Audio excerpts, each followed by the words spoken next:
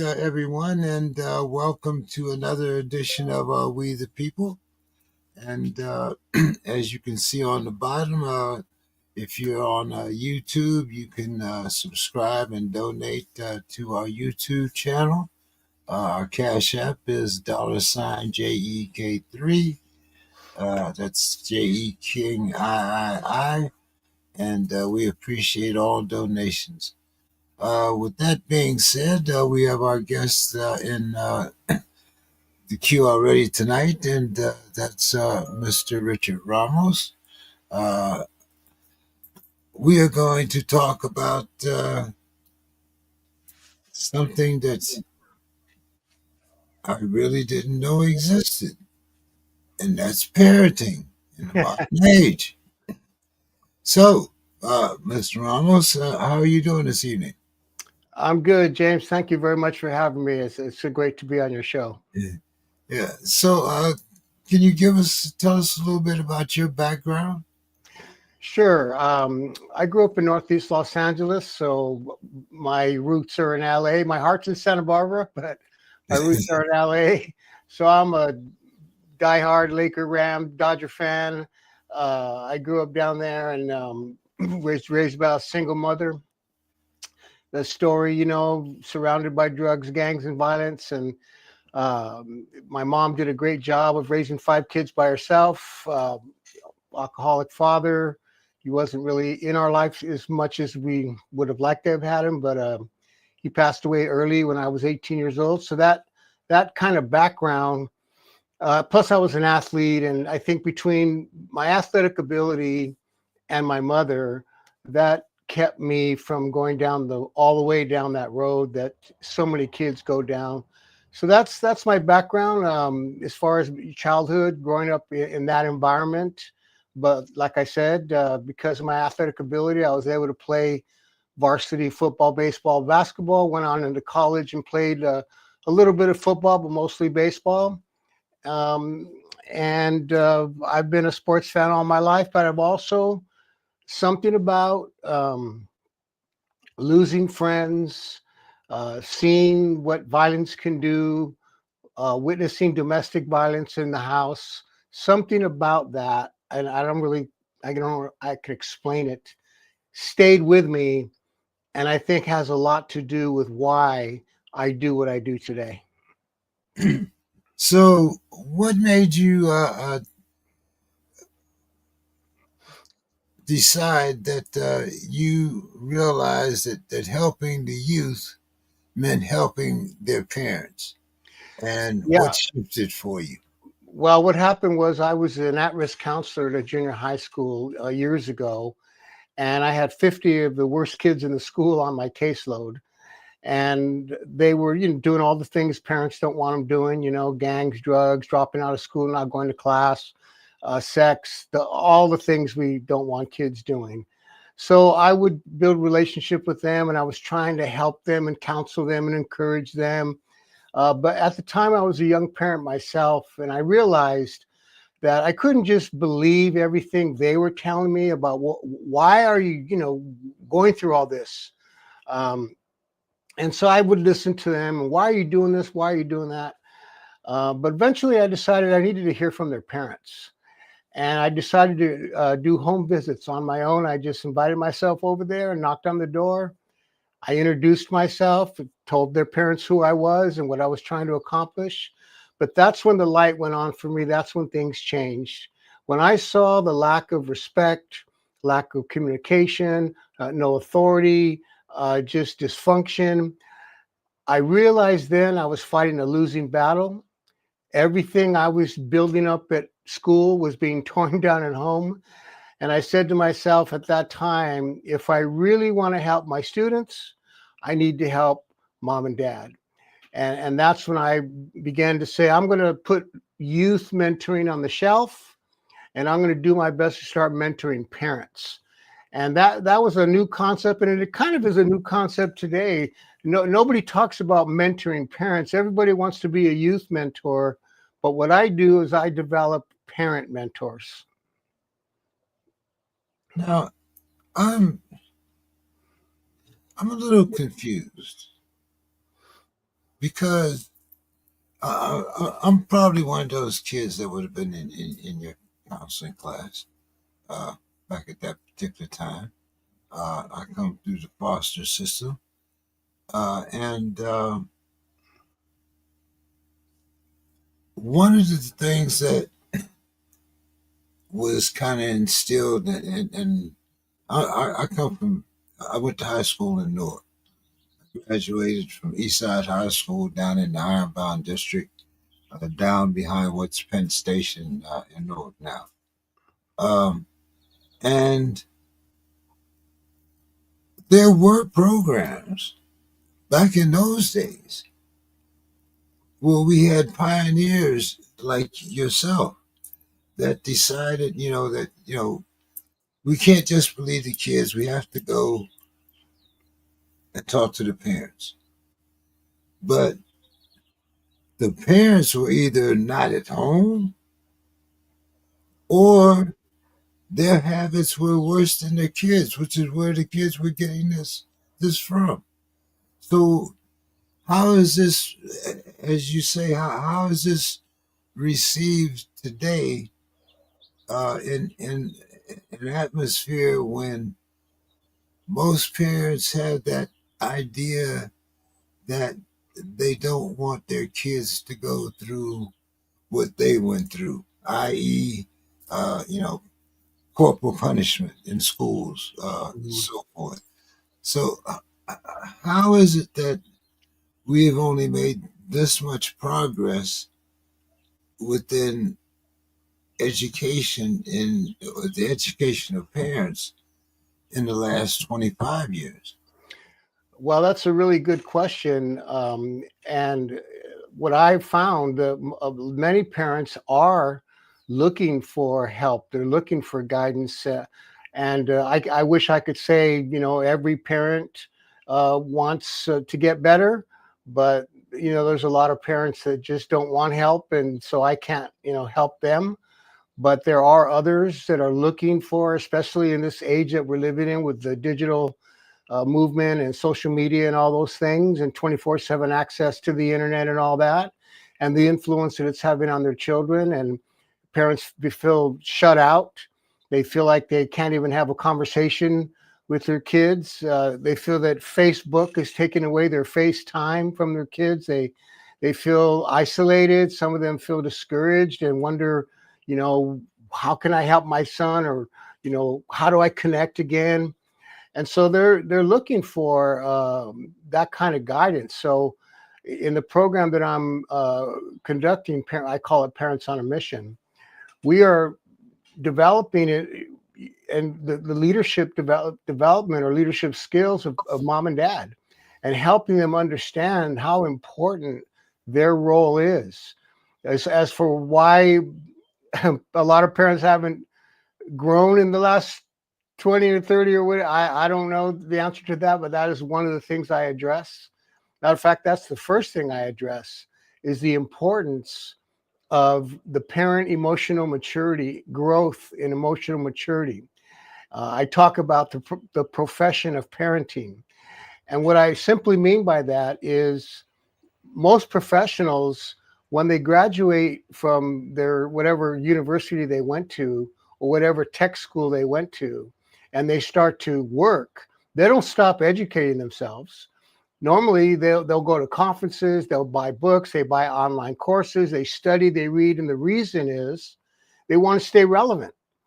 They want to be up to date with what's going on now.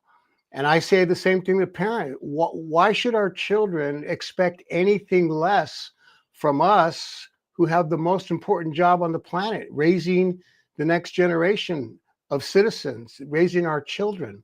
And so I'm encouraging, we have to stay relevant. We have to keep growing, and don't think that age has anything to do with wisdom and maturity, because it does not. And what I have found is a lot of parents who, they may be 35 years old, but they still act like a 15-year-old. They have that same mentality of 16, 17, 18.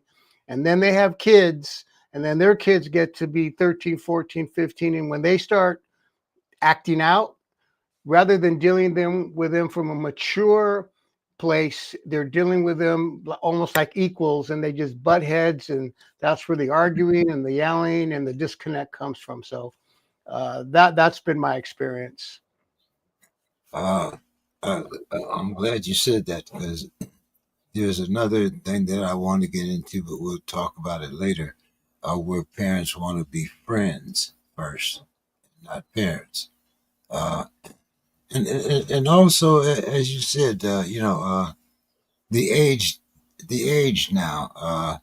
Like you said, by the time they're 35, their kids are 15 or 16, which means that they had their child when they were also a child. So, uh, Right. you get that butt head mentality. But you also said that it takes a village to raise a child is an outdated concept. What do modern parents use to understand about where the idea falls short today? Yeah, everybody says that, but to me, that saying that proverb is for a different time and a different culture. I I don't. definitely agree with you there. I Yeah, did that was my culture, my day. that's right. But today, if we're honest, the reason I say that is from the White House to the church house to the schoolhouse, we don't know who we can trust anymore. There's been so many scandals and so much undermining of parent authority in schools and government. And what we want from the village is their support, but we do not want their control. And when you say to a parent, it takes a village, it's almost like saying to them, especially like to single mothers and things like that, that you're not enough, mom. You're not enough, mom and dad. You need the school and the government and everybody else. We all need to join together and raise our children, in the same way, or however you want to say it. But what I'm saying, no, it just takes good parenting to raise my kids. But yes, of course, I want the support of the school. But nowadays, a lot of parents are not finding the support of their values and their principles that are being supported. Rather, it's being undermined in many cases. And the same with the government. So that's why I say the message parents need to hear today is you are the most important person in the community, not the priest, not the pastor, not the president, not the principal of the school, not more prisons, not more jails, not more parks, pools, and prisons. You, mom and dad, if we're going to fix these problems and have safe communities, you are the most important asset in the community. You have the responsibility and the authority to raise your children to be good citizens. And so I have a whole teaching on that. But that's what I mean by it does not take a village. It just takes good parenting, which is a message of mom and dad. You need to take the responsibility of your children. Now, you had said earlier that parenting is a profession. Can you break down what that means and why it's essential for today's Yeah. families? Well, like as I mentioned, any profession takes skill. Whatever it is you're going to be a professional in your career, whether it's a sporting, a doctor, a lawyer, a teacher, a subject matter expert, a mechanic, a hairdresser, all of those things require some kind of skill. And as times change, you got to change. Imagine today going to a mechanic who doesn't understand the computerized engines that we have today. They remember the back when we used to be able to pop the hood open and take off the radiator ourselves and the spark plugs, and that's Shade, the shade tree mechanic. Hey, put in my spark. it's not, yeah, that's not happening today. So you want to go to a mechanic who's relevant, who's up to date, who's been studying and knows the latest things to fix your car. Well, I'm saying to parents, we're raising children, we're raising human beings. We have little infants that are born to us, and then they're growing, and their emotional stability, their emotional support, their mental health, and all of those things are placed in our hands from day one. And so, as a parent, I shouldn't assume that I'm just growing and remaining relevant, Life is changing, the environment is changing, the world is changing, the food is changing, everything around us has changed. I grew up in the 50s and 60s. You know, the United States is not like it was back then.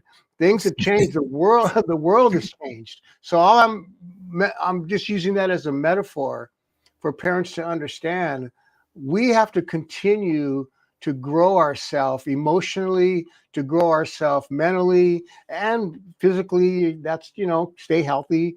All of that, rather than just thinking that because you get older, you're exercising all the faculties that God has given you, your brain, your mentality, your intuition, your subconscious mind, your mind in itself, all of those things you're to go into reacting to children, responding to children, dealing with their character, shaping their character, giving them integrity, showing them how to have manners, all of those things, showing them how to have social skills. That takes maturity. And we have a lot of, unfortunately, we have a lot of examples of when parents don't do this.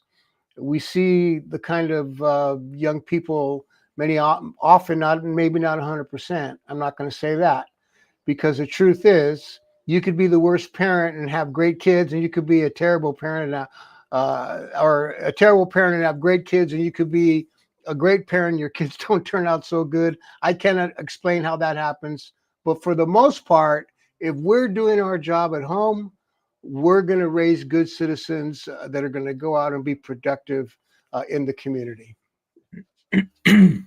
um, one of the books that I had to read during uh, one of my incarcerations was "I'm Okay, You're Okay." Uh, Yeah. I'm, I'm, I'm pretty sure you're familiar with that. Yes, I But, am.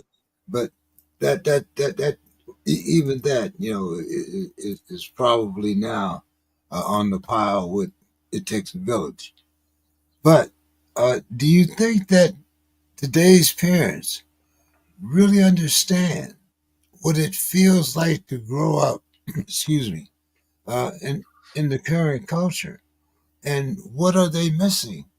I mean, nowadays it's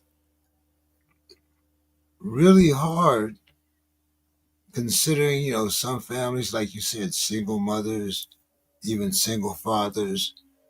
Sometimes the regular atomic family, as we think of it, it takes both parents in order for you to meet your expenses. So you don't have that time that we used to have in the day, where everybody sat down at the dinner table at the same time, ate, talk about what happened in your day.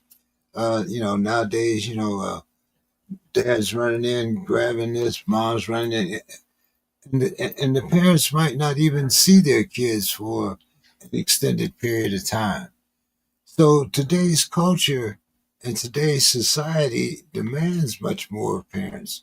So how do you get to that place, where the parents actually sit down with you and the child? Well, that's where I tell parents, you need to wake up. You need to wake up and look around and what's really going on. One of my messages I say is that every parent in America, you are in a daily battle for the heart, for the mind, and the loyalty of your children.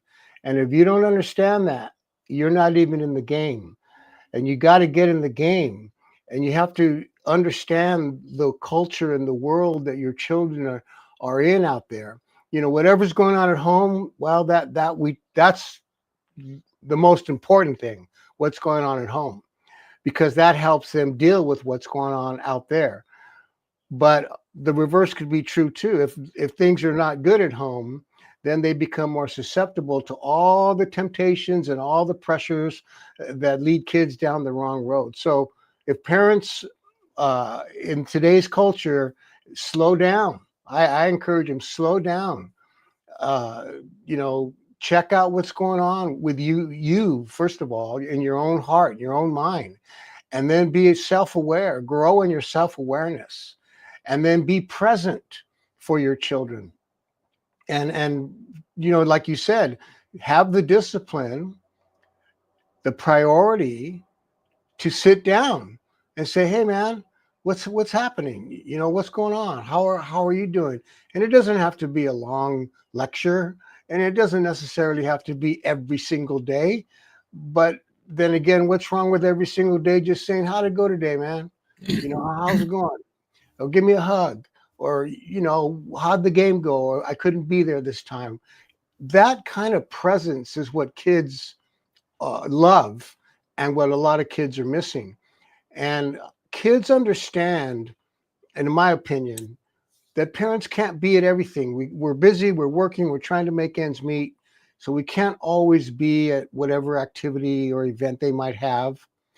But when we go out of our way or we make a choice to show up, that is what they really love. But the opposite is true too. When we choose not to show up, those are the kind of things that parents need to understand the impact that's having on their kids, especially today. You and I went to school, and when we got home, that was it. One phone, three channels on the TV set, and that was it.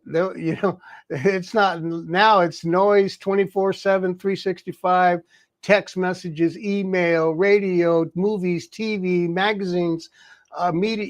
It's nonstop, and our kids are being lured by that. And parents need to understand that, slow down, and have that FaceTime with their kids. So, so let's talk a little bit about that family reconciliation and communication. What's the biggest mistakes that parents make when they're trying to connect with their teens, and how can they do it better? One of the things I used to hate as a teenager. Well, back in my day, we used to, walk to school uphill both ways, the whole 9 yards. Nowadays, uh, uh, the only time you might see your kid is when he's on his way to play his PlayStation. Or, so how do you make things interesting enough to compete with all this social media, AI, and stuff Mm. like that? Yeah, well, the first thing I would say is listen, don't lecture. We need to listen more, not lecture our kids. Just ask, like I said, simple questions. What's going on? What does that mean? Hi, I heard about this. Can you explain that to me? Or what do you think about, this issue today, or this thing I saw on the news? Or what do you think about this or that? That's just a simple question, open-ended question that engages people. And what we're after, and what we talk about is establishing this, what we call attachment, from day one, early on in kids' life, creating that attachment, that emotional attachment with our children. It's not that it can't be developed later if our kids are a little bit older. And a lot of parents say, "Oh, I wish, Richard, I had learned all these things when my kids were smaller." Well, it's not too late. So listen. Another thing with parents is allowing, to answer your question, allowing our kids to fail. uh, Step back and let them learn through experience. Some parents are what they call overparenting or helicopter parents and overprotective, and life is not, perfect. Things are going to happen. Things are going to go wrong. But in those failures, we coach them through those, how to get up, keep trying, do it again, work through it, learn from it, grow from it. And those things, that coaching role we have as a parent, where we're not lecturing, but we're just coaching them, pushing them along, encouraging them. Another thing is allowing, as our kids grow, allowing them to earn more trust from us. A lot of teenagers complain that their parents still treat them like little kids. And, they're 14, 15, 16 now, and they want more responsibility. They want to go more places, do more things. And we encourage parents, allow your kids to earn your trust. By, in other words, you have to say yes. Can I go here? Whereas 3 years ago, no, you're not old enough. No, you can't go by yourself. No, who's home? Are the parents home? Those kinds of things. But as they get a little older, maybe in high school, then you're saying, okay, but you know what? I want you home at this time, and I want this, that, or whatever guidelines you give them. And then you show them, hey, you did what I said. That earns trust. And the more the more I can trust you, the more freedom I can give you. And that's how parents can um, uh, build the relationship. Now, as far as reconciliation, that is a whole teaching on when things go wrong. But the thing again, if you've been building this nurturing, loving, guiding, respectful relationship with our children, well, I don't know if I could say every family, but I believe every family has problems. That's not the issue. The issue is when we have problems, what do we do about it? How do we handle it? And reconciliation is a skill that takes emotional maturity, the ability to initiate the conversation versus, they need to come and talk to me. They're wrong. I'm the dad. You messed up. You screwed up. I'm not going to talk to you. You need to come and apologize to me first. You need to come and talk to me. Well, young people, they don't know how to do that. So we initiate the conversation and we show them how to make peace again, make everything right, bring forgiveness and reconcile that relationship. And that's a whole skill in itself. So, what do young people wish that their parents understood, but usually don't? Uh, I think part of that is um, understanding where they're at, um, and appreciating their uniqueness. Maybe, you know what, maybe dad, maybe I'm not like you, dad, or maybe, I'm not growing up in the world you grew up in. I think kids want their parents to take off their glasses of the world and take their kids' glasses and say, "Oh wow, I didn't see things that way. This is the way you see the world." Oh, okay, and having that empathy, being able to understand the world that they're living in, which takes listening, relationship, non-judgment conversation, where if you ask your kids, you want to know something, and then they tell you, there's no judgment, and then they feel free, like, okay, I can talk to my dad or my mom and they're not going to come down on me and judge me. I think more kids would like that from their parents, that type of non-judgmental, empathetic ear and understanding. But do you think that that particular phase goes back to our own experiences? When, we used to tell mom we was going off to, out with the fellows and sneak over to the girl's house. I mean, how, Yeah, yeah, so, do you think, like a lot of us remember what we used to do as kids and that's right. take that out on our own kids? Well, yeah, I mean, we know those things are going to happen. I did it, you did it. We know, that's what I mean by allowing our kids to fail. Because let's say, hey, dad, I want to go to a party. You're going to go to a party? Yeah, I want, my friend's having a party. Well, who's going to be there, what time? You're going to ask all those things. Well, it's very likely that maybe they're going to cross the line. Maybe they're going to start drinking. Maybe they're going to start smoking. Maybe they're going to use drugs. And but that's, again, you're trying to allow them to grow up in the real world, but there's going to be consequences if they make those mistakes. But we're not going to answer your question, what we faced when we got home from those kind of things or got busted. We faced some hardship, some some hard, discipline Corporal and punishment said. punishment. Yeah, yeah. And maybe that's not the way we want to come down on our kids, because we learned that what that did, that caused me to have a lot of resentment and felt like, you know what, you just don't get it, mom. You don't understand me. You don't get it. Now I understand consequences. That's okay. Cause you know, if you cross the line and let's say my mom gave me a curfew of, you know, midnight and I come home at 4 in the morning. Okay. The consequence. Okay. That's fine.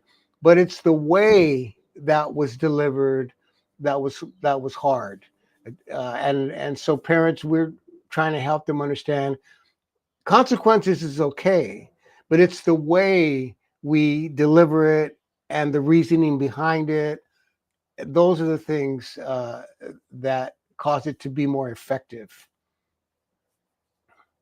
So you do believe that sparing the rod doesn't spoil the child?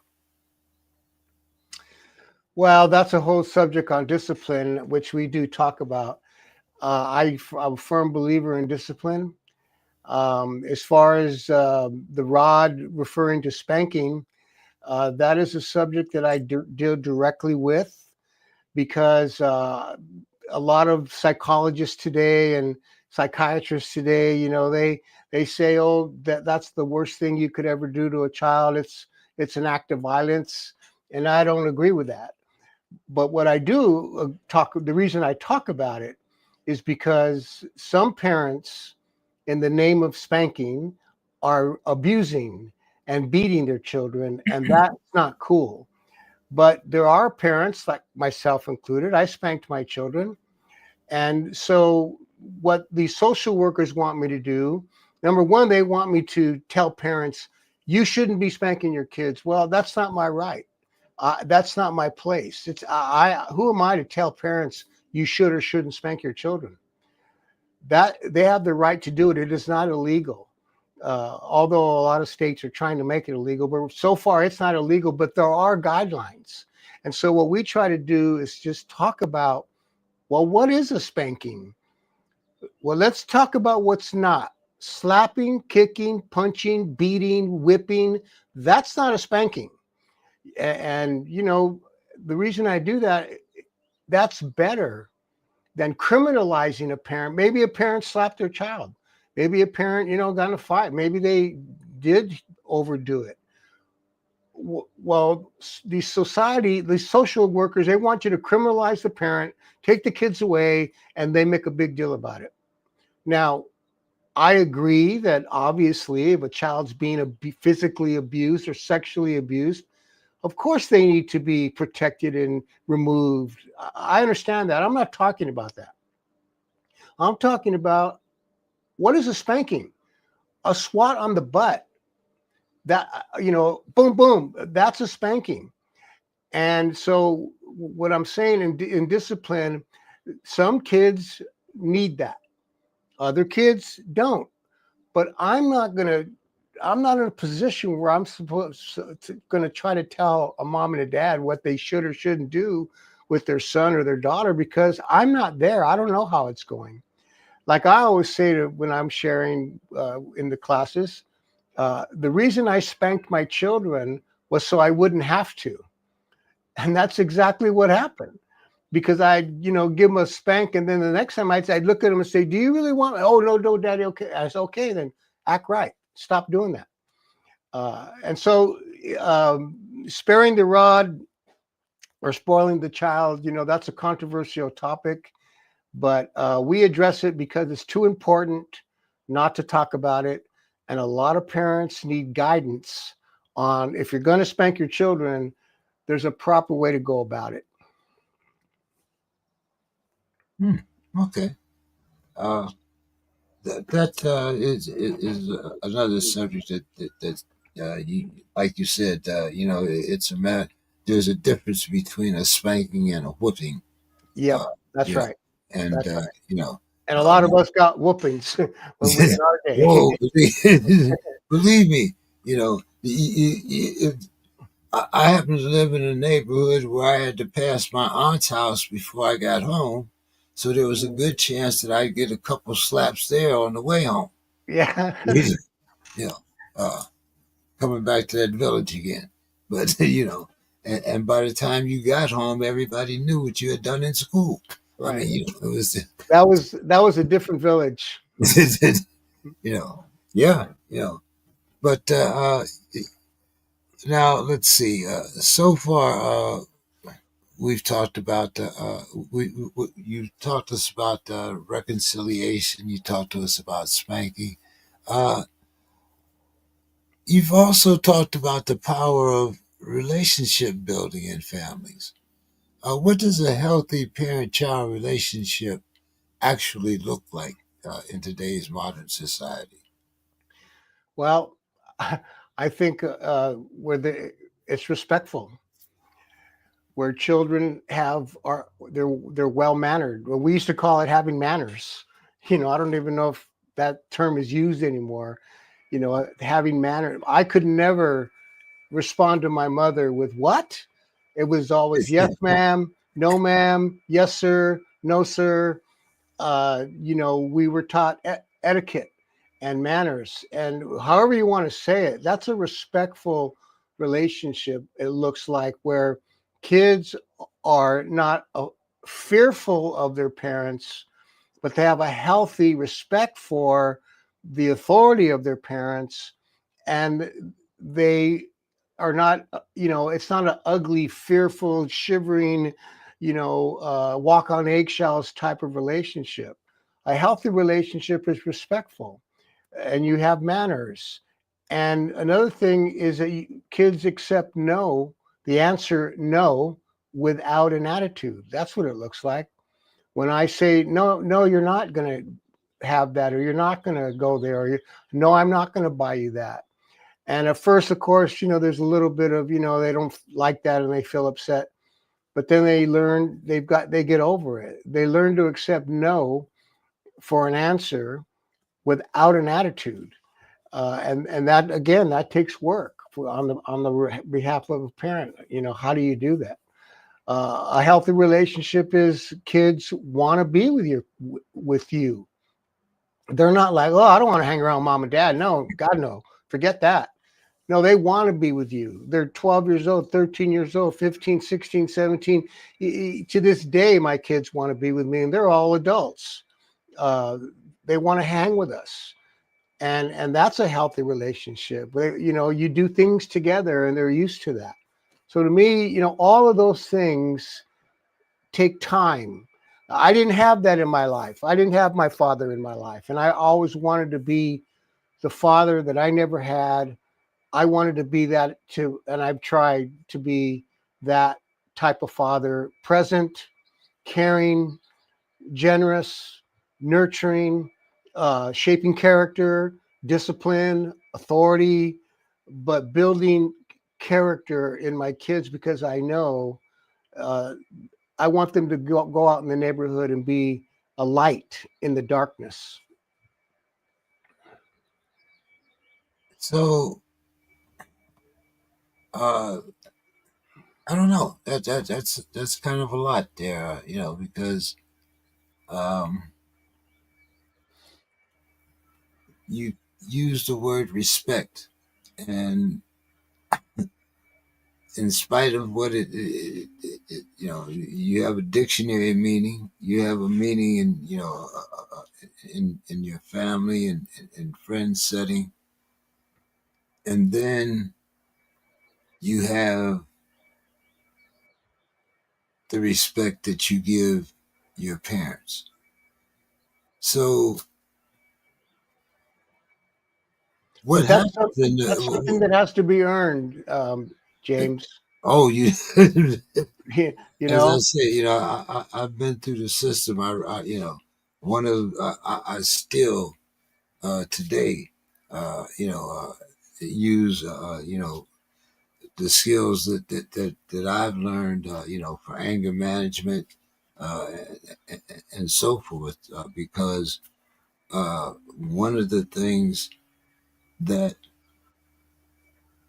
I kind of well, a pet peeve of mine is that I find that a lot of teenagers, especially young men, don't have that healthy respect anymore. We had that respect because Dad got up, went to work, put food on the table, blah blah blah. Nowadays, you got these single parent families. One parent, while the kid is with this parent, uh, they're tearing down the other parent. You Right, find, I right, find that the word respect is taken too lightly by right, our kids. They have more respect for that gang attitude than they have for their parents at home.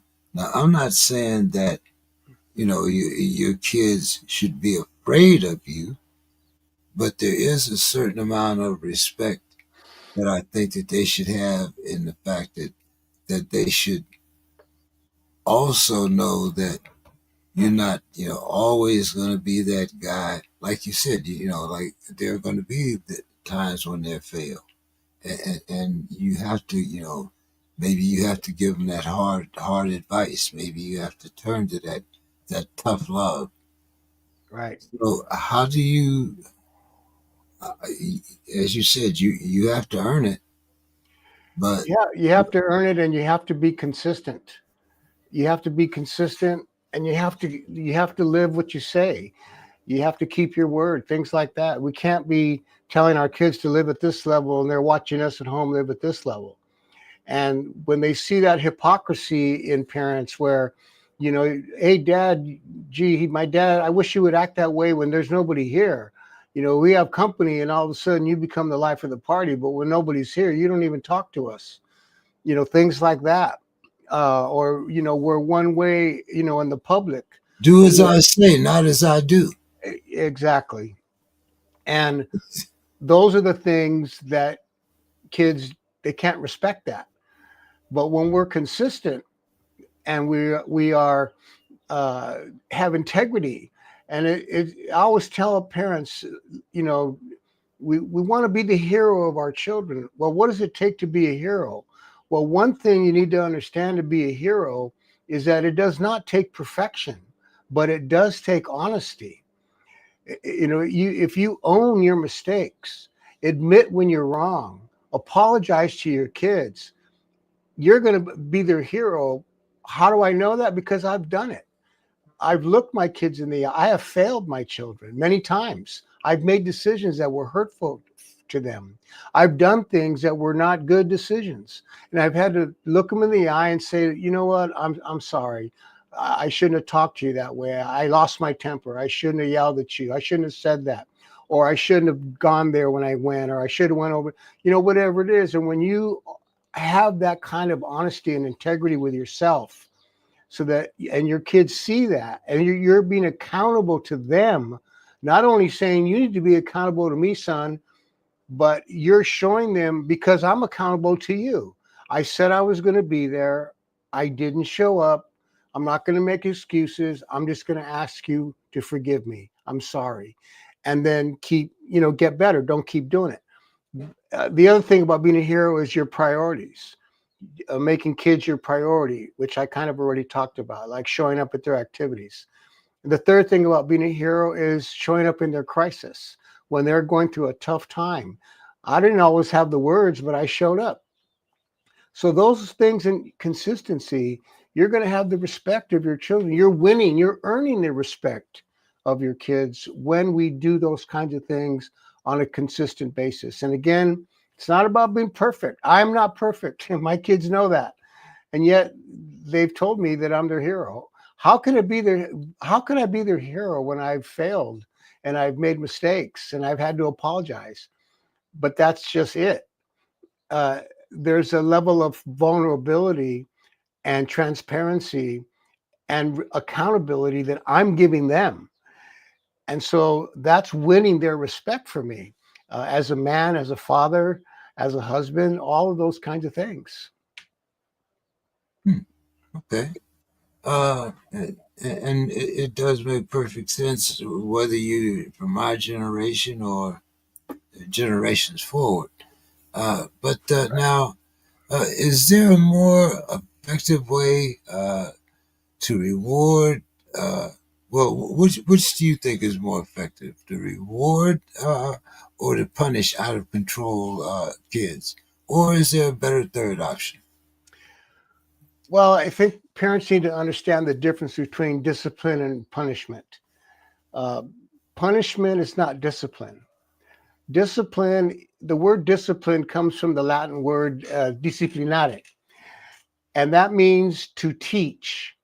So when you're disciplining children, you're really trying to teach them something because you want an outcome. You want a positive result. You want a positive outcome. Punishment is just about consequences. You don't care about an outcome. You don't care whether they change or not. You just want to give them a consequence. That's punishment, and that's not effective. That's what, as you know, that's what the prison system does. You know, you committed a crime. Okay, we'll lock you up, and there's no rehabilitation. There's no concern for, hey, this guy is going to be getting out someday. Maybe he has kids, or he needs a job, he needs to play, he needs to learn how to function in society when he goes out. They don't, you know, a lot of times they don't care about that. I excuse me. I know that the California Department of Corrections here, many years ago, they were into rehabilitation. Then they stopped being for many years, 30 years, I don't know how many years, 30 years maybe, and now they're back to rehabilitation because they realize, you know, they've made a huge mistake. You know, we let out 650,000 inmates are let out of the 2.5 million people that are locked up. Over 600,000 are let out every year. Well, what's going to happen with those guys and women if we haven't helped them? So it's the same with discipline and punishment. So I don't believe it's good for parents to not bring consequences for wrong behavior or bad behavior, but understanding the difference between discipline to teach for a positive outcome and punishment that's just about consequences, and you just keep going on that cycle. Yeah, my I try to work with prisoners, guys that have just come home from the joint after being down for a while, because we've made so many advances in technology. You know, I Right, mean, that a guy that's been in 10 years, even five. I know in 5 years, coming home, things were much different. Uh, right, you know, and nowadays, I'm talking about, back in the 60s and 70s. But I find even now that when guys come out, the first thing we would rather give them religion than rehabilitation. But that's a right, different right, that's a different subject right, for a different time. right. But as you say, we have all of these people coming back into society, but they're not equipped to come back in society. That's right. That's So right. So and it was just all about punishment. right, but that's even true in the juvenile system. That's right. As I said, I was in a foster home that was run by uh, the church, and I really thought that it was all about punishment. Mm, Plus, I mean, you had to do this, you had to do that. Uh, we right, were mostly inner city kids, and rather than have empathy, the only thing that we received mostly was ridicule. right, We're here because you're such a bad kid. right, You right, know, right. you're so bad we had to take you away from your parents. I mean, things like that, things that sap your self worth. So you know, how do you discipline and still make sure that you're not damaging the psyche of that kid and perhaps stunting him for the rest of his life Yeah, because he that feels that he's worthless? well, that's a good question, and that's why I continue to emphasize. why the emotional maturity is so important. And the earlier we start with our children to nurture them, to nurture their self-worth and their emotional maturity and those kinds of things through affection and things like that when they're young. It's not too late when they get older, but it's just harder. And I will say about out of control children, I mean, and to answer your question, there is a way to go about it. I mean, it depends on their age. But, if kids are been out of control for a long time and now they're, past 12, maybe 13, 14 or beyond, then that's a different skill. Uh, we still, have to bring the consequences, but again, it's the way we go about it with the level of maturity and patience and firmness and reasonableness uh, and patience, because most of the time they're not going to change overnight. So those skills of being patient, but also being firm when you need to be firm, being flexible when you need to be flexible, be fair when you need to be fair, be reasonable in your consequences. Kids can buy into that.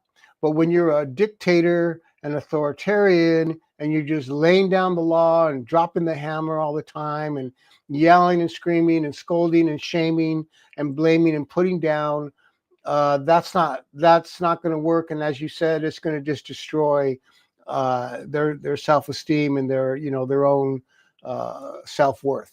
So that we know that is not healthy parenting. And again, it goes back to why do I do what I do?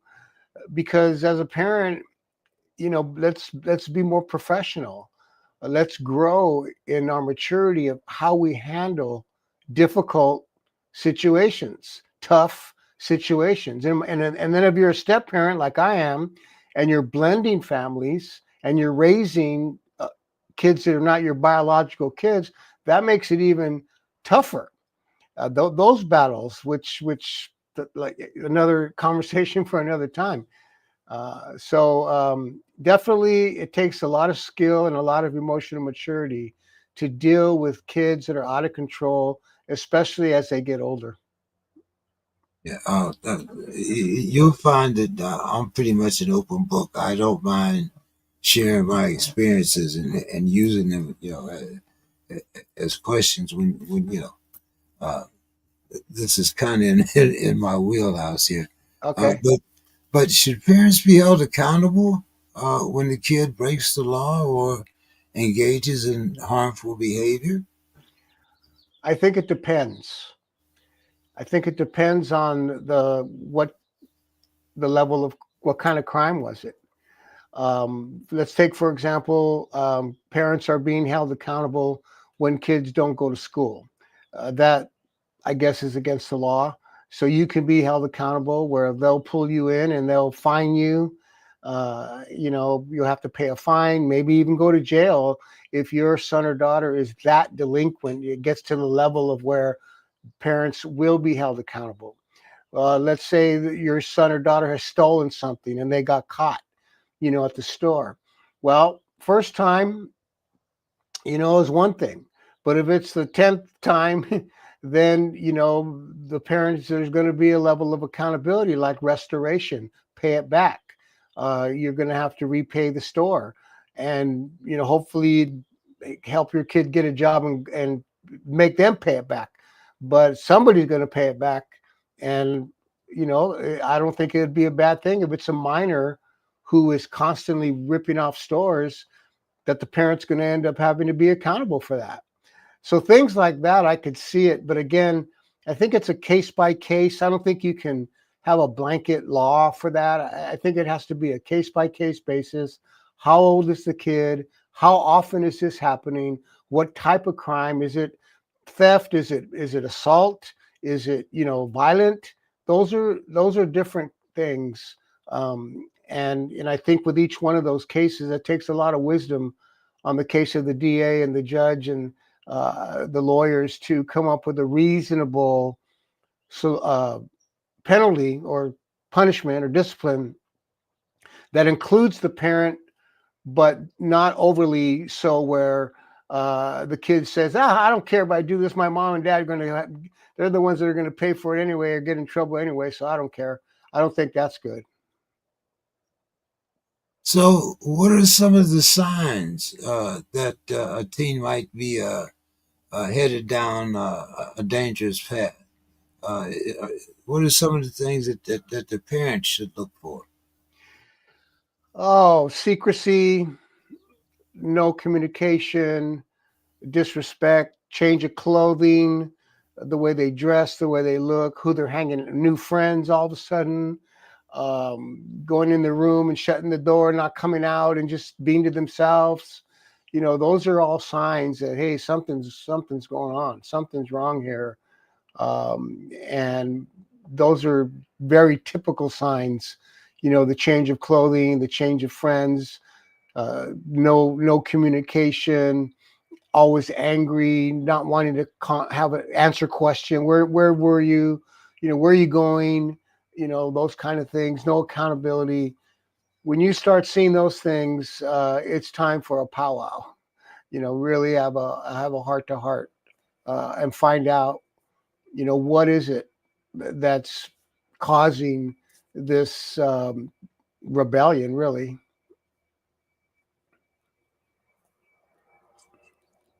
Do you think it's when you say a rebellion? Is that um,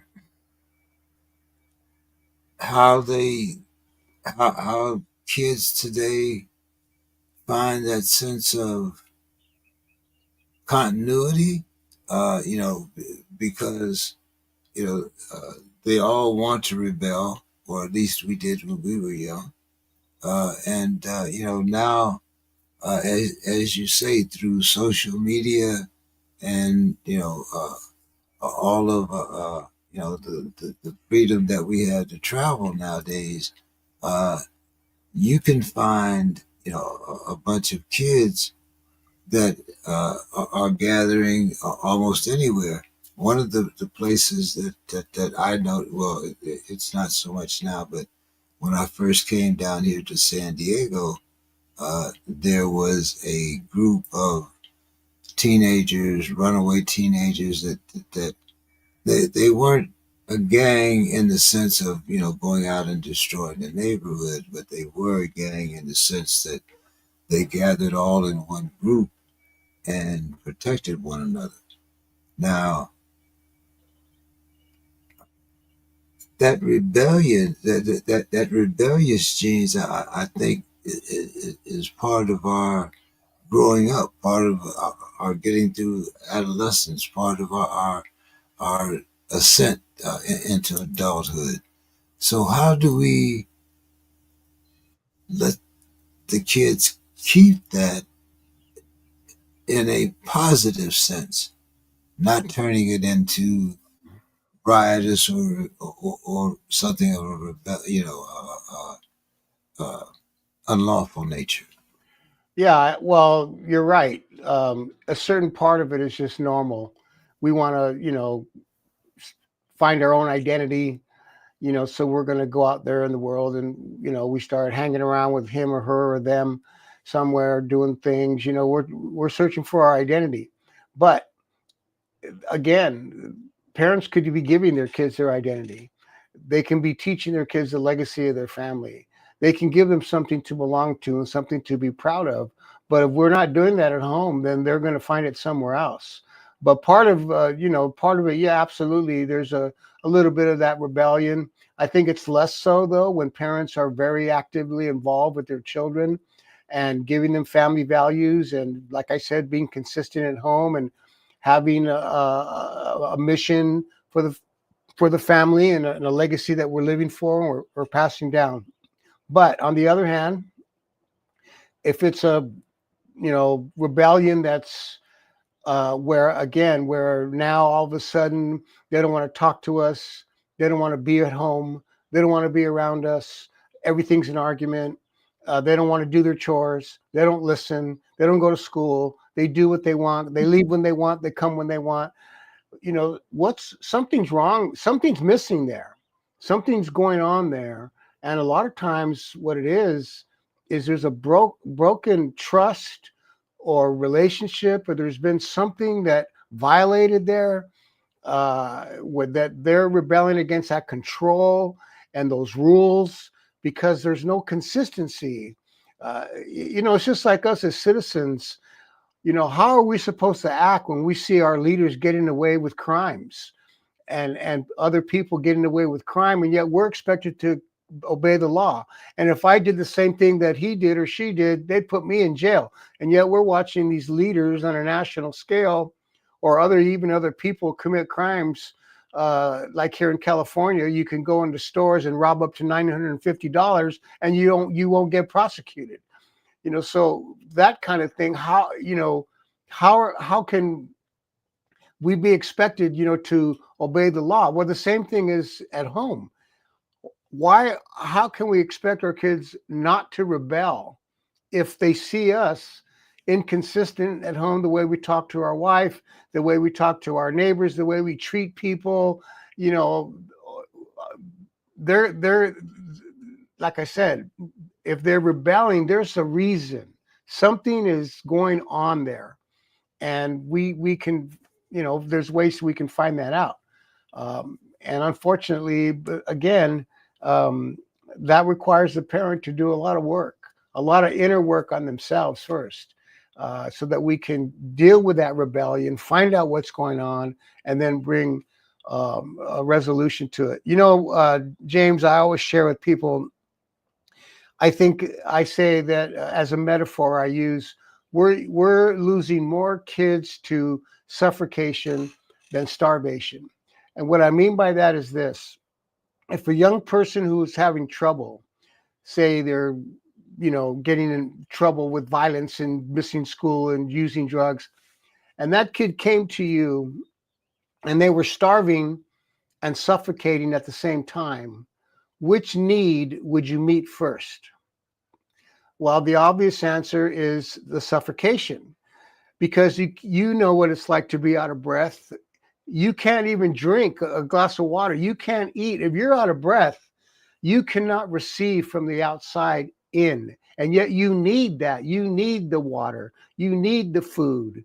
And that's a metaphor for, you need the counseling, you need the education, you need the sports, you need a job. All of those are outward in things, but because the inner suffocation hasn't been relieved, it hasn't been healed, it hasn't been addressed or dealt with, things that beatings at home, abuse, neglect, uh, disrespect, divorce, those things kids are carrying.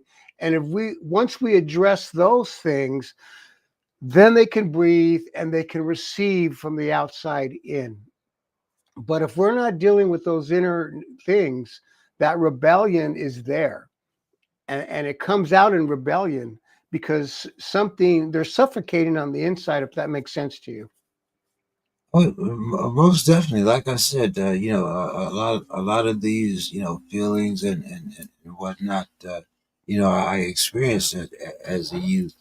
So, I do understand, and it's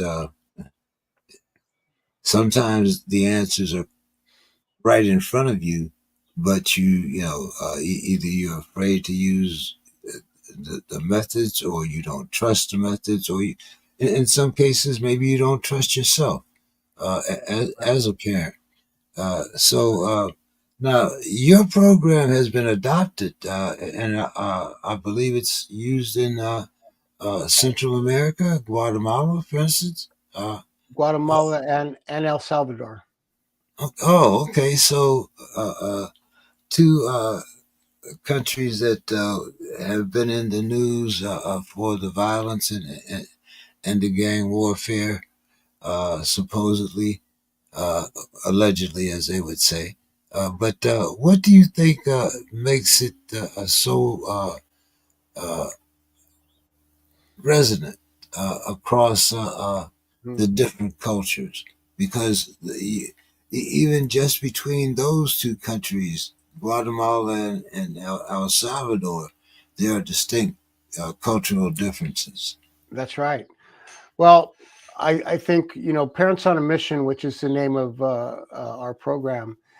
Uh, I think the reason it resonates across ethnicities, religion, cultures, because the principles that we're teaching are universal principles. We're not. It's not nothing political or religious. These are just universal principles of, love, patience, acceptance, leadership, legacy, forgiveness, things like that. That all parents anywhere, if we're nurturing our children,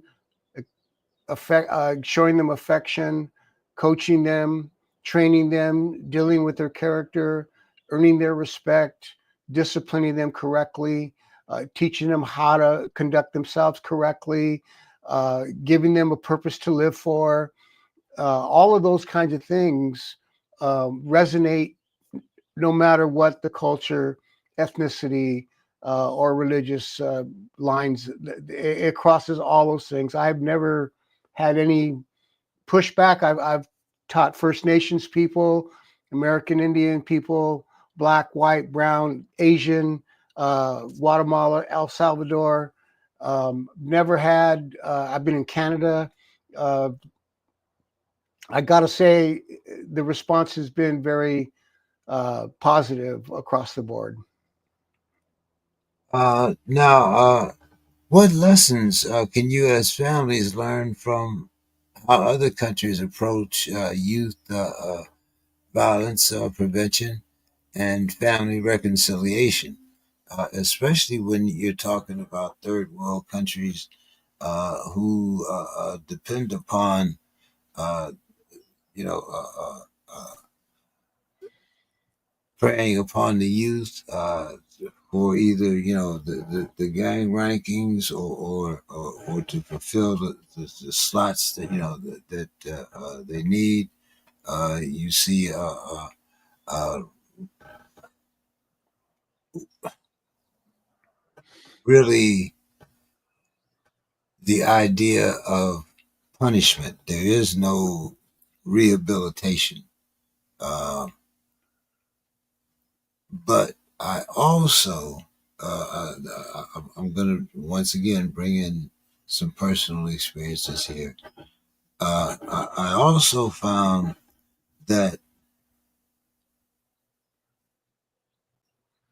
well, let me give you a little background first. I'm a preacher's kid to begin with. So that tells you about kind of the strictness of my upbringing, Hmm. which I rebelled against, and is another story altogether. But one of the things that I found is that instead of trying to, what was that, the the kind of parable you use there, suffocation and Starvation. starvation, rather than appeal to my needs, it was all about me accepting their particular program. And Right. that's not always, I mean, that that sometimes you run into the different class or the different uh, cultural differences once again, where you have the influence of the church, you have the influence of the other outside activities, and you kind of have to weigh uh, as a youth and make that choice before your mind is even ready to make that choice, but the community makes you make that choice.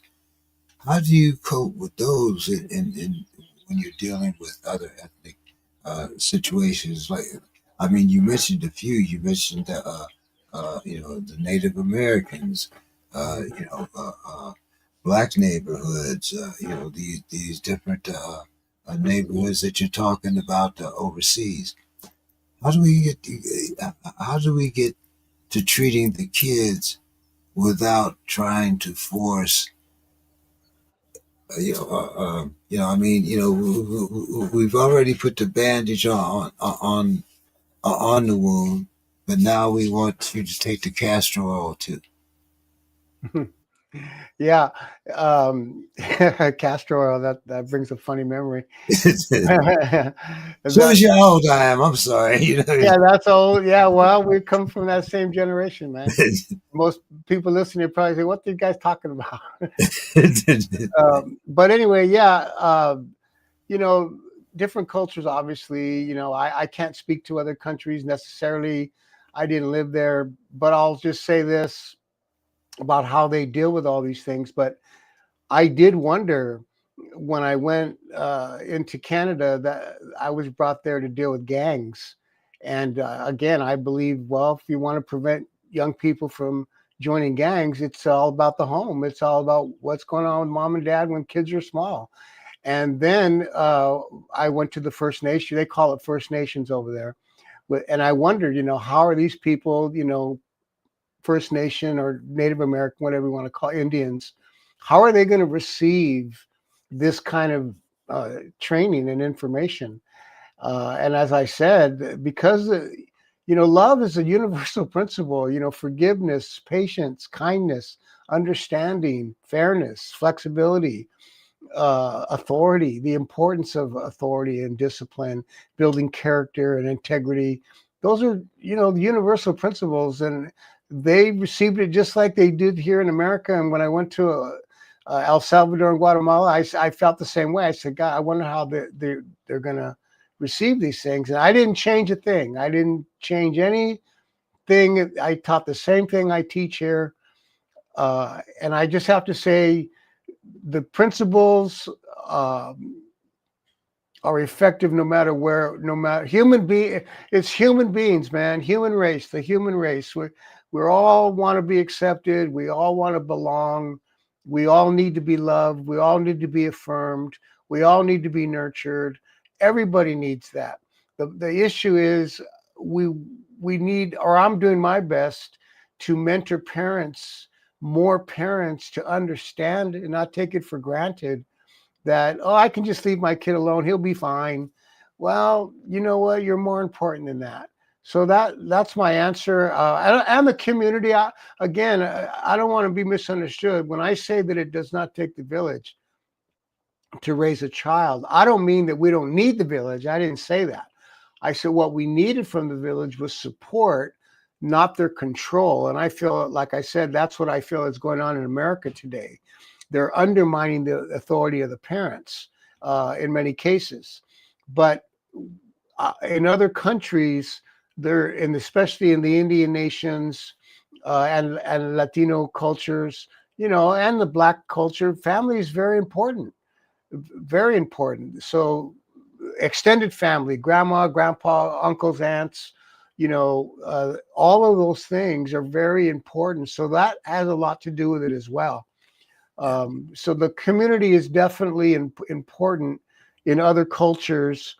And what I'm trying to achieve through Parents on a Mission is just encouraging the immediate mother and father who spend most of their time with their own kids in that close proximity, especially in those first 12 years. I think those are vital years. Do you think that parenting is getting harder because the parents are getting younger? I mean, we have grandmothers now that are 30, 35 years old. Well, I always say that, grandma's looking pretty good these days. Because my grandma did not look like my wife. But yeah, I do think that's part of the problem. Yes, parents are younger and there's more pressure today.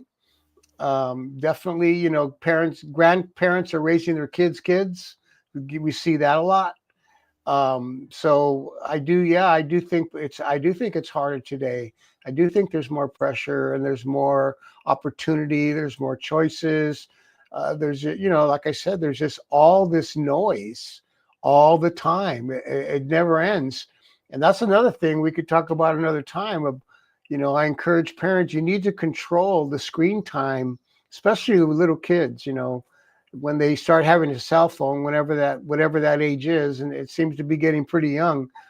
Parents, we need to control how often, how many hours they're looking at that phone, how many hours they're sitting and playing those video games. And a lot of parents have lost control. But that's another subject. But yeah, my point is, it's harder. There is definitely more pressure, I believe, today on the parents than there was when we were children. That might be a program in itself, the influence of video games and the cell phone in today's modern society. I might have to get back in touch with you about talking about that. Uh, I'd love to come back, James. Be happy to. if you could give one message to every parent listening right now, what would it be? There are no perfect parents. You're not failing. You just need proper tools and encouragement. You're not alone, and it's not too late. That's my message to you, mom and dad. Nobody's perfect. It's not too late if your kids are giving you a hard time. You're not alone, and stop beating yourself up. If you need some tools, that's what I do. I'm trying to help parents with some resources. And if you get the right tools and the proper encouragement, we can turn things around. Now, there, you spoke about sports and the importance of sports in your life, organized sports. Not when we all just get our balls and bats and go outside, but you don't even see much of that anymore. But when it comes to different activities for our children. Now, back when we were growing up, we had the Police Athletic League. We had, some other community organizations, that would come around and perhaps give, youth some other different activities that appeal to them. Uh, we have lost a lot of these social programs, and we have also found now that we have food deserts and we have neighborhoods that haven't been built up since you and I were young. That's right. So how do you get a kid and the parent, to have that much pride? That was one of my problems. That I would look in the stands and I'd see all of my friends' parents there, but I never see mine.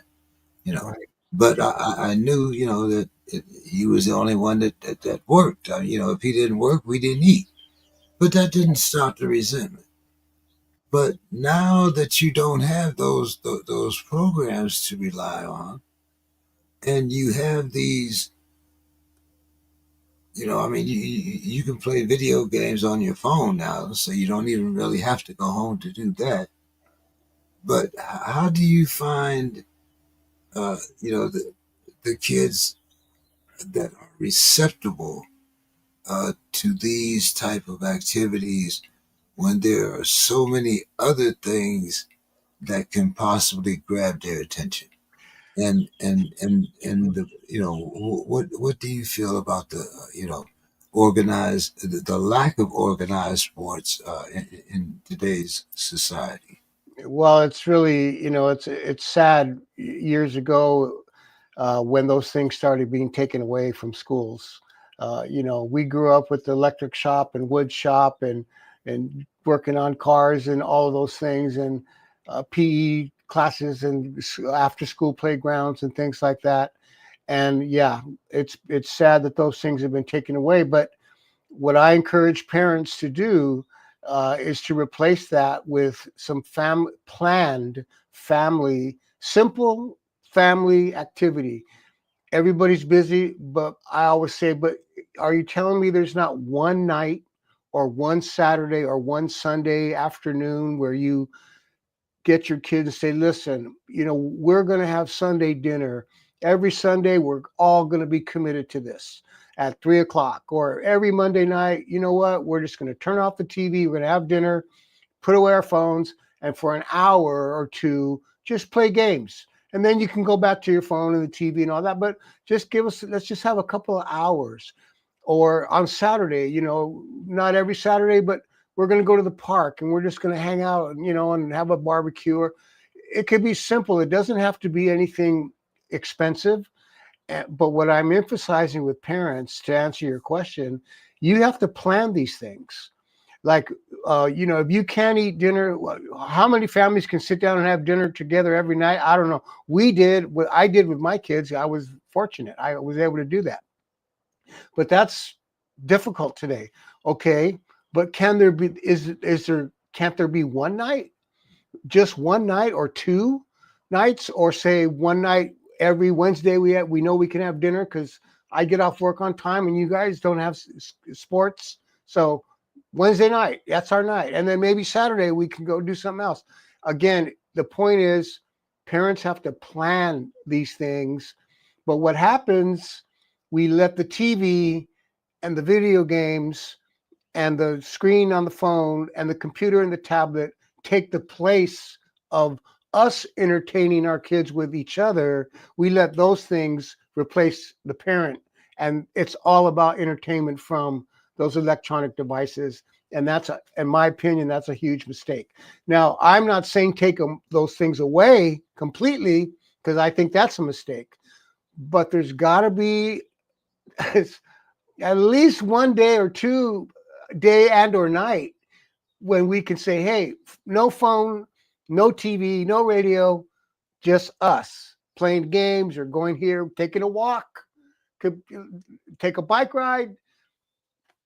And when you're consistent with that, your children, at first they might not, when they're little, it's easy. But if you start doing these things, let's say your kids are a little bit older, and they're, I don't want to do that, it's corny, that, I don't know, but if you're consistent with it and you make it fun and make it something that they'll enjoy, it'll go a long way. I can promise you that. I've done it. I know it works. And other families have taken that advice and they have told me it works beautifully. Yeah, I mean, back in our day, Sunday dinner after church, everybody went to grandma's house or so, one of the family houses, Yeah. and ran around with your cousins and all that good stuff. Grandma's, that family atmosphere. But you knew, it's Sunday. This is what happens on Sunday. Now, after that is over with, then that's your time. But before that, this is planned family time. That's the way it is. Uh, you know. But so, what's next for parents on a mission? And how can people get involved or learn more about it? Yeah. Well, first of all, they can go to my website, www.richard, middle initial R, last name Ramos.com, Richard R. Ramos.com. And they can go there and find some resources there.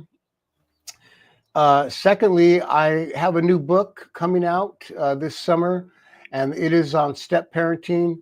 It's called The Art of Step Parenting: How to Blend Families Without Tearing Them Apart. And the reason that I wrote it is because, like I said, I've been a step parent almost all of my adult life. Uh, I currently have a blended family of 8 children, 11 grandchildren, and 4 great grandchildren. So, we've been at it for a while, and it's not easy to be a step parent. It's not easy to blend families, and we've had our ups and downs, but we're doing pretty darn good. So I tell my story, but I tell other stories, and I also lay out principles there for stepdads and stepmoms to consider. So that book, The Art of Step Parenting: How to Blend Families Without Tearing Them Apart, that'll be coming out this summer. And then also I'm going to be launching a podcast just like you, launching Oh, a okay. podcast probably as well sometime this summer. So those are the two new things that'll be coming out, and when they do, I'll let you know. Oh, thank you so much. Yeah, I would definitely like to have you back on the show. Like I said, the subject of parenting really is one that's close to me because I think that we have lost the art of parenting. But judging from your experience, you are definitely the man that I should be talking to. Now, are there any workshops or anything that you give, or how can organizations get in touch with you so that help spread this message? And also, when dealing, with troubled youth, uh, we're also talking about youth that are just coming back. Into the family from being incarcerated. Yeah. How do you deal with those type of problems? I have 1,000 questions I could be asking you, but Well, just get a hold of me, and I'd love to come back on and talk about my Youth on a Mission program, which is a youth where I train youth mentors in a curriculum, and then they teach my curriculum. It's on leadership.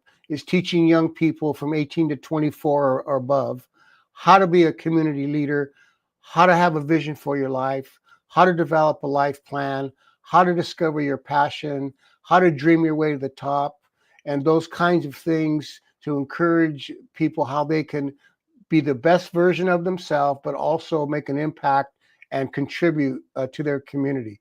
So that's called Youth on a Mission. That's also on my website. Parents on a Mission. Both of those, I will be conducting some online courses where if people want to join that, I put you on the mail list, and then people can, when I announce later on this year when that's going to be, if people want to sign up, and they can join that and learn more about what Parents on a Mission or Youth on a Mission is all about. now is this your first book coming out? No, this will be my fifth, believe it or not, James. I've been an author for years now, but I'm just getting started. I mean, 5 books is, I'm proud of that, but there's a lot of people that have written a ton of books, so I'm a rookie really. But No, five good books is better than 500 books. thank you, I appreciate that. So might get you a lot of royalties, but if you're not really teaching, unless you're telling Yeah, unless you're Stephen King or someone, then yeah, yeah. Well, that's the thing I learned about. You can write a book; it doesn't make you rich.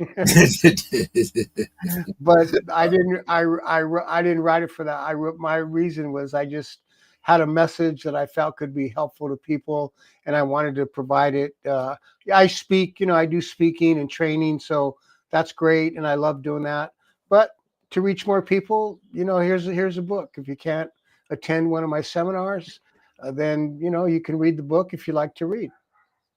Okay, well, before I let you go, give us your final thoughts, and once again, tell people about your website. And I want to thank you so much for taking time out of your busy Monday evening, to come on the podcast. I think it's been very interesting and also gives a lot of information to a lot of people. And as I said, I will definitely be in contact with you because I think there's subjects that I would like to explore a little further. Well, James, listen, it's my pleasure to be on your show, and I really appreciate you inviting me. I would just say this for parents: one myth that I like to debunk is that parenting classes are for bad parents, and that is not true. Parents on a Mission is for good parents who want to get better. That's the goal. We are not blaming parents for everything, but we are naming you as the number one asset in the community. And we just want to provide you with resources and tools to encourage you, to support you, and to build you up. And you can go to my website, www.richardrramos.com. You can find some resources there. And it's been a pleasure for me to be on the show to share some of my thoughts. And I hope sometime I can come back. Yes, sir. You're definitely on my calendar. And as I said, Thank you. thank you so much for coming. I appreciate your time. I do look forward to having you back. And for those that are still looking for more information, go to the website, pick up. What are your other books, Richard? You can go on Amazon to richardrramos.com. Richard R. Ramos, just type in Amazon in the search window. My books, the first two books I wrote are on gang prevention, keeping kids out of gangs. And again, my answer is the same. It's about parents, but I talk about some of my experiences dealing with gangs. I've worked with gangs for a long time and tried to help. I did help a lot of young people get out of gangs. So those first two books are on gang prevention intervention. The third book I wrote is called From the Margins to the Mainstream: How to Prepare Latino Leaders for the 21st Century. And it's about leadership, the youth on a mission I talked about. I tell my story in there, what it's like to be a minority in America and how to overcome those hardships and become a leader in the community and not let anybody hold you back or think you're less because you're a minority. Somehow you're lesser than. We're not in any way less than anybody. And then my last book was Parents on a Mission: How Parents Can Win the Competition for the Heart, Mind, and Loyalty of Their Children. So that was my fourth book, which came out last year or in 2023. And then this year, my fifth book on the art of step parenting. Well, I hope the audience is jotting those down. Uh, that one about step parenting sounds like it might resonate with quite a few families today. I think Oh, I'm definitely going to check out Amazon. Are they Audible or Kindle? no, actually, they're paperback. I will. I'm trying to get them Audible, and I'm also trying to get a Kindle with Amazon. But right now, they're just in paperback.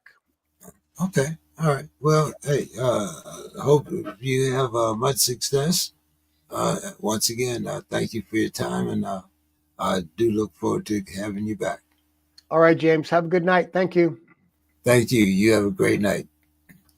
Bye. That was Mr. Ramos. I think we all learned a little bit about parenting tonight. I hope some of you will go to his website, check out his books, and until next Monday, we look forward to having you back here on We the People. Have a great night and a great week, everybody. See you next Monday.